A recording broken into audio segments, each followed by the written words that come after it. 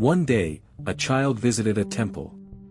He watched as the adults carefully arranged offerings, fresh flowers, fruit, and clear water in the altar, lit incense and candles, and knelt on prayer cushions, hands pressed together, asking for blessings. Following their example, the child did the same. But instead of asking for anything, he simply said, "Bodhisattvas, I wish you happiness and joy." This is one of the most moving stories I've ever heard. I first came across this story long ago. It touched me, but only slightly.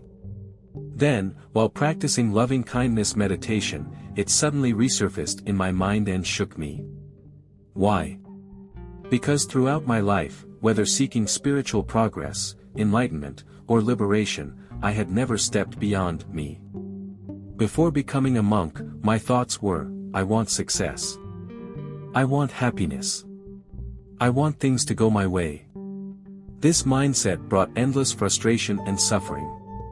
After ordination, I learned that selflessness is at the core of practice. Yet my habits persisted. I simply changed my external identity, but inwardly, nothing truly shifted. It seemed like I was practicing, but in reality, I was just reinforcing my ego even further. Accumulating knowledge, extending meditation hours, exploring different teachings, and sharpening my ability to articulate Buddhist philosophy. Even in prayer, I would ask for my own awakening. Which, in hindsight, is quite amusing, like someone trying to pull themselves out of water by grabbing their own hair. So, I forced myself to follow that child's example. Instead of praying for myself, I began blessing others. First, I blessed the people around me. Then, everyone in my apartment building. Then, my entire city. Then, my whole country. Then, the entire world. One night, as I lay in bed practicing this, an uncomfortable thought emerged. Some of these people had been hostile toward me. Some had looked down on me. Some had hurt me deeply. Could I really offer them the same blessings? Human nature is strange. Logically, I knew that offering blessings without distinction is the very essence of transcendence. That letting go of personal grievances is the path to freedom. That seeing enemies and loved ones as equal is what it means to dissolve suffering.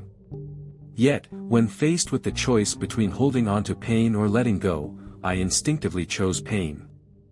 As long as I could endure the suffering, I would rather hold on to it than release it. Why? Because some of these people had wronged me too much. It felt almost foolish to bless them. Wouldn't that mean I lacked discernment? Wouldn't people think I was naive, unable to distinguish right from wrong? Wouldn't they see me as weak, or even morally confused? And yet, if I let go, the suffering disappears. If I don't, I remain trapped. Wasn't ordination meant to help me transcend this very struggle? Even with all these justifications, I still refused to let go. I sat there, tangled in my own thoughts. Fine, I thought, I'll just bless the people who've been good to me and forget the rest. It was ridiculous, but these thoughts kept bubbling up like an endless spring. Resisting them, not indulging them, was not easy. Even though letting go is just a single thought away, actually doing it felt like crossing an ocean. But the temptation to let go was too strong. After all, I wasn't actually doing anything, just silently offering blessings.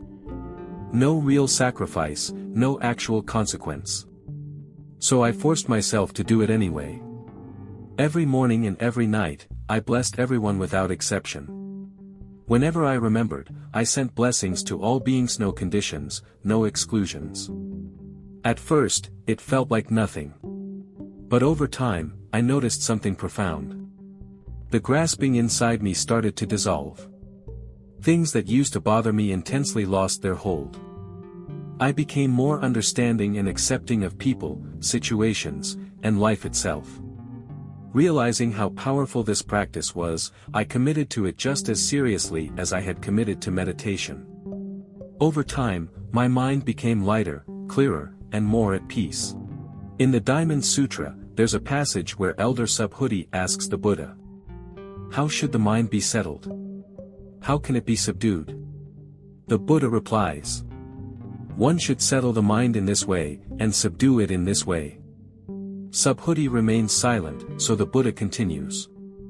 All beings, whether born from a womb, an egg, moisture, or transformation, whether visible or invisible, whether countless in number, should be guided toward liberation. Yet in the ultimate truth, no beings have ever actually been liberated.